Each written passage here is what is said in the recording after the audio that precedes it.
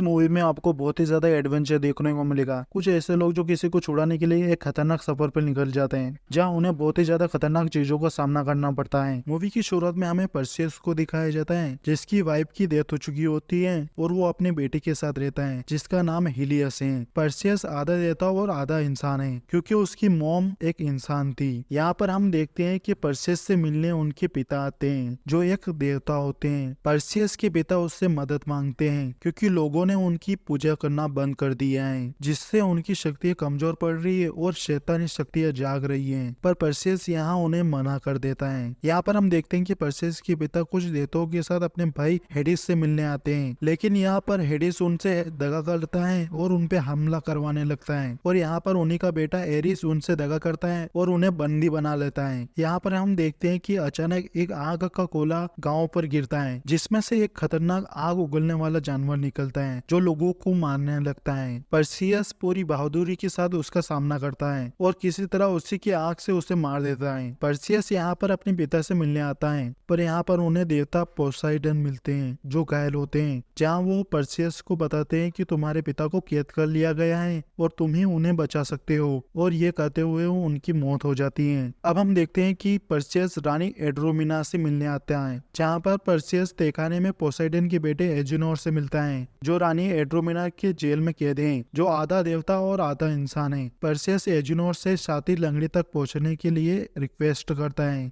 जहाँ पर एजिनोर अपने लिए समाधान मांगता है और सब लोग शातिर लंगड़े की खोज में निकल जाते हैं। अब परसियस और एजिनोर एक जहाज पर होते हैं, जहाँ पर परसियस एजिनोर को पोसाइडन का त्रिशूल देता है, जिससे एजिनोर अपना रास्ता तय करता है। अब हम देखते हैं कि सब लोग एक जंगल में होते हैं। सब लोग धीरे धीरे आगे की ओर बढ़ते हैं। यहाँ पर एजिनोर गलती से एक ट्रैप में पैर रख देता है और जाल में फंस जाता है। अचानक यहाँ पर उन्हें कुछ आवाज सुनाई देती है और देखते ही देखते एजिनोर को कोई खींच कर ले जाता है। अचानक हम देखते हैं कि एक बड़ा दानव उनकी ओर भागता हुआ आता है, जिसके पास एक आंख होती है, जिसे साइक्लोप्स कहा जाता है। दानव परसेस पर हमला करता है और उसे मारने की कोशिश करता है। परसेस यहाँ पर एक रस्सी को छूता है, जिससे एक लकड़ी का ढेर दानव से टकराता है और वो नीचे गिर जाता है। जिसके बाद हम और भी एक आंख वाले दानव को देखते हैं, जिसके हाथ में एंजिनोर है। परसेस के हाथों में पोसाइडन का त्रिशूल होने के कारण एक आंख वाले दानव परसेस के सामने झुक जाते हैं और अपनी हार मान लेते हैं। जिसके बाद साइक्लोप्स परसेस को कहीं पर ले जाते हैं, जहाँ उन्हें शातिर लंगड़ा मिलता है, जिसका नाम हेफेस्टिस है। असल में हेफेस्टिस वो बंदा है जिसने पोसाइडन का त्रिशूल बनाया है। हेफेस्टिस ही वही बंदा है जो परसेस को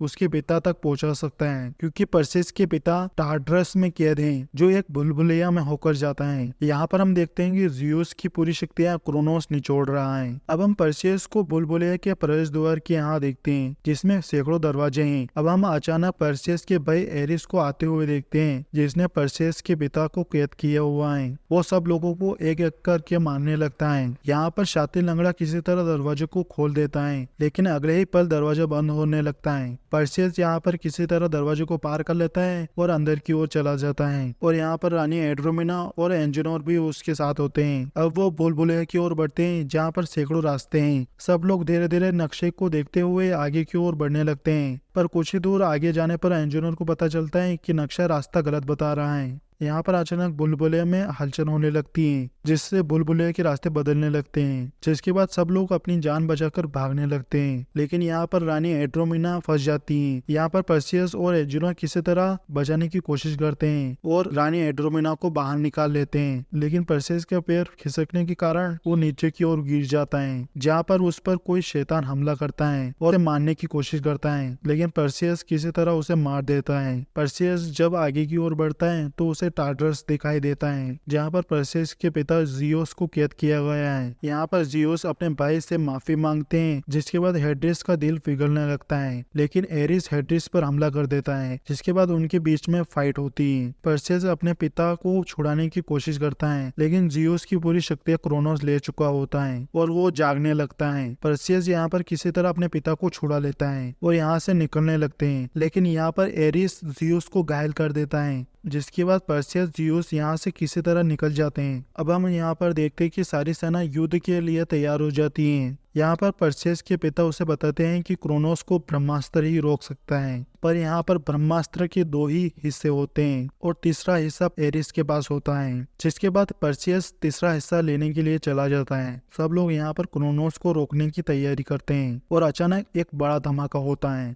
जिसके बाद आग के गोले बरसने लगते हैं, जिसमें से अचानक हुक्का जानवर आने लगते हैं और इनके बीच में युद्ध होने लगता है। यहाँ पर हम पर्सियस को देवताओं के स्थान पर देखते हैं, जहाँ पर एरिस पर्सियस के बेटे को भी यहाँ पर लेकर आ जाता है। जिसके बाद दोनों के बीच में फाइट होती है और किसी तरह पर्सियस एरिस को हरा देता है, जिसके बाद उसे ब्रह्मास्त्र मिल जाता है। अब हम यहाँ पर हेडिस को देखते हैं, जो अपने भाई से मिलने आता है। हेडिस ने अपने भाई को माफ कर देता है, जिसके बाद दोनों देवता मिलकर राक्षसों का अंत करने लगते हैं। अब हम यहाँ पर क्रोनोस को देखते हैं, जो बाहर आ चुका होता है और तबाही मचाने लगता है। यहाँ पर दोनों देवता क्रोनोस को रोकने की कोशिश करते हैं। अब हम पर्सियस को देखते हैं, जो ब्रह्मास्त्र लेकर क्रोनोस की ओर बढ़ता है। यहाँ पर हम देखते हैं कि क्रोनोस के हमले के कारण जियोस घायल हो जाता है। यहाँ पर पर्सियस किसी तरह ब्रह्मास्त्र लेकर क्रोनोस के मुंह के अंदर चला जाता है और ब्रह्मास्त्र से क्रोनोस का अंत कर देता है। जिसके बाद पर्सियस अपने पिता से मिलता है, जहाँ उनके पिता उनसे अलविदा लेते हैं और यहीं हमारी मूवी खत्म हो जाती है।